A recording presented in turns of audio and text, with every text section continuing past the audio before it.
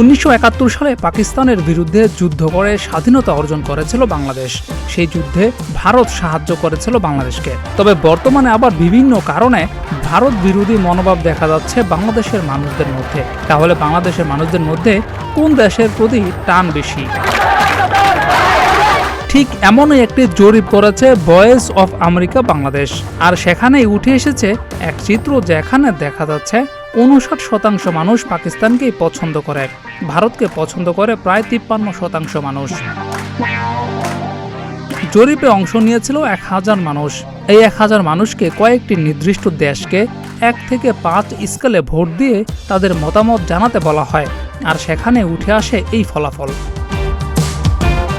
পছন্দ স্কেলে ভারত এবং পাকিস্তানের অবস্থান খুবই কাছাকাছি ছিল, তবে অপছন্দ স্কেলে ভারত এবং পাকিস্তানের ব্যবধান ছিল চোখে পড়ার মতো।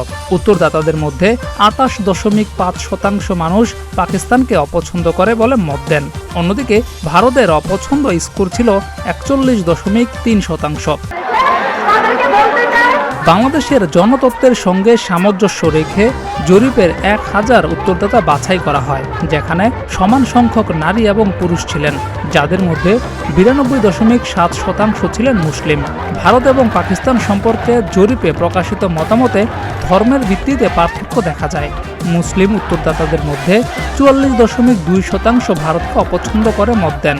অন্যদিকে অমুসলিম উত্তরদাতাদের মধ্যে মাত্র 4.2% ভারতকে অপছন্দ করেন। জিয়াউর রহমান, প্রতিদিনের বাংলাদেশ।